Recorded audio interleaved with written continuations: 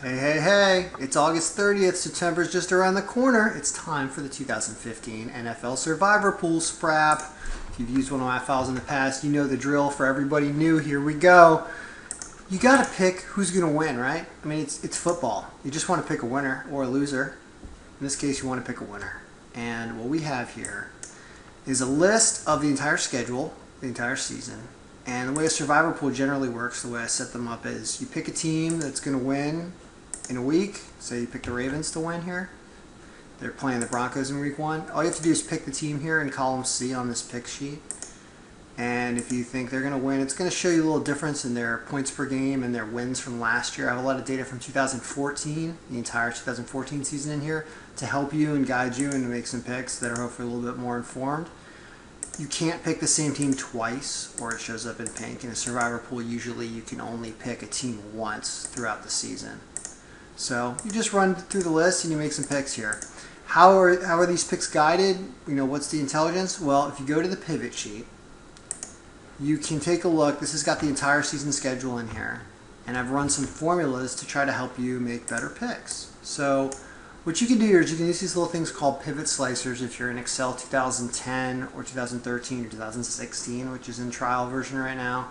On a Windows computer, you'll be able to see these slicers. If you're on a Mac, you won't. But they're also in the filters up here, so if you wanted to filter by week, you could kind of click this filter and do that. So I just clicked week 1. And what week 1 is showing me is all the games in week 1, and it's duplicating the games because it has a column called team of reference and opposing team. So every game gets listed twice because there's the home or the away team, which is the team of reference one time, and then the other team is the team of reference and the other time when it's flipped around. So what you end up seeing here is this win strength percentage. This is my little formula guided way of kind of figuring out who the best favorites are to just straight up win the game or lose the game. And that negative 100%, because we're only looking at week 1 right now, is saying that basically the biggest lock you could think of is going to be Green Bay over Chicago based on last year's statistics. And that's a raw stats from last year. I don't have any crazy information, intelligence built into this, like, oh, Brady's suspended for the first 4 games. How's that going to affect it? That stuff's not even built in here. New draft picks for the new year, not in here. I mean, you got to do a lot of research on your own, but this is just to help if you want to look, right? So Green Bay apparently is going to whoop Chicago. I mean, there's the positive 100. So that would probably be the best pick you can make. Cincinnati over Oakland looks really good. Dallas over the Giants, all based on last year's stats. Miami over the Skins. You know the Skins are not going to win. Although the Skins won a lot of games in the preseason this year. Patriots favored over Pittsburgh, but yeah, right, no Brady. So how's that going to affect the 25? These columns over here show you difference in point differential per game between the teams. So what this is showing here, for example, is that Green Bay has a 16.3 point differential better than Chicago did. So like Green Bay's point differential might have been 20 throughout the season and Chicago's was 4 or something. That's how you get to 16.3 is the difference between the two. Difference in wins, like Green Bay had 7 more wins and Green Bay scores 10 more points per game. That's what these numbers mean, and they all turn into percentages and then compare themselves against the other games you were listing, and that's how you kind of figure out what this win strength percentage is. It changes when you look at the whole season, because when you unfilter the week and you look at the whole season, you can see that that percentage is not 100 anymore for Green Bay. It's only 74, because it's making comparisons to all the other games that exist throughout the season. So it's not the biggest lock of the year, perhaps, but it was the biggest lock in week 1. So you can use this to browse all the different games and to make your picks, and then the entrant puts their picks here. And I already did this once. As soon as they're all filled out, you're going to copy them when they're all filled out, and you're going to go to the entrance pool sheet. And I already grabbed one full set 1 week, but you just paste them right here, paste them as values. Paste special values is this one. And you're going to paste them and you're going to say, you know, this is entrant 2, entry number 2, whatever. You're going to type the name right there. And then their picks are going to be here. And then all you have to do is you have a little pivot table off to the right that's doing all the standings.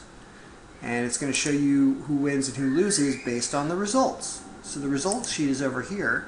And as the results come in each week, you need to manually fill this in each week. So say Pittsburgh beats New England, you put that. You have to list them all twice too. Actually, I'm going to fix that so that they're not listed twice. You don't need to do that. So yeah, what you're seeing in the video is not what you're get. I'm gonna make this so that they're not duplicates. It's just gonna be one game you need to pick. So when you're gonna fill them all out, and when they're done, you know, like I had chosen Miami over the Redskins. So if Miami wins this game, then when you go back to the entrance pool, you're gonna see that my name Ken shows up as a win right here in week 1. Week 1, Ken got 1 win. The team I won with was Miami.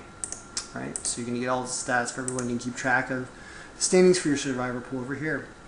So that's the basics in the file. There's a little matrix sheet that I update every week that's going to have the new stats for the new period. This is a file you can download every week, and I'll probably do a video every week showing updates to it, because the data comes from ProReferenceFootball.com, which is www.pro-football-reference.com. Great website.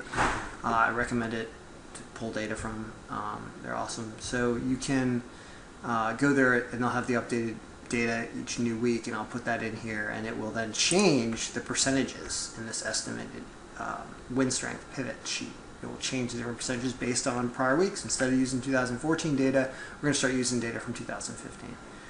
Another cool way to look at this is if you like one certain team and you want to see how one team sets out, looks through the entire year, you can like click Baltimore, and you can see then all the games that Baltimore has and the best one to choose Baltimore. So against Jacksonville or against Oakland is the best time to choose Baltimore according to this, right? And you can do that with any team and kind of see their schedule and the strength of their schedule as well. So that's pretty cool. Another thing I'm working on a quick snapshot where, how many minutes into this? For 6 minutes? All right, let's do this for a minute or two.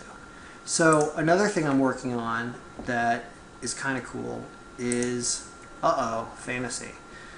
I haven't really been into fantasy in the past, but with all the DraftKings and FanDuels and the fact that they're legal somehow, why not, right? I mean, why not enter tournaments? I've seen people win some serious money.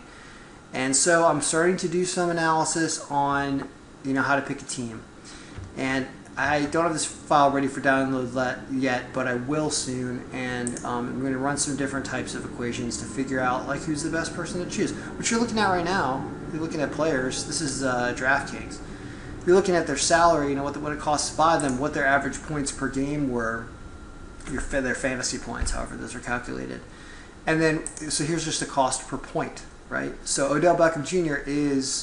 he has the most points per game. He's got an expensive salary. Well, who's the most expensive player per point? Like, you know, dollar per point. And I guess, let's look. I mean, if you sort this by descending cost per point, you're going to see that David Johnson is the most expensive player at $66,000 per point. Now that's obviously skewed because what happened is they got a partial point throughout some games. So these people, you don't want them. You don't want them at all. I should set that up at, you're obviously not paying for point because they're only $3,000, so they're not costing you $3,900. But you can see I need to do some work on this file. So who wants the most expensive person per point? Nobody. Everybody wants the opposite. They want a deal, right? So let's do ascending cost per point. And now we've got something. Now we see that you can throw out these negatives. I don't know how you end up with negative points. I guess if you get sacked or you lose yardage or something, you get a negative point. So these people, stay away from them. But these are the people that you might want. Ahmad Bradshaw, 15.7 points per game last year, $3,000. He's $192 per point. He's the best deal.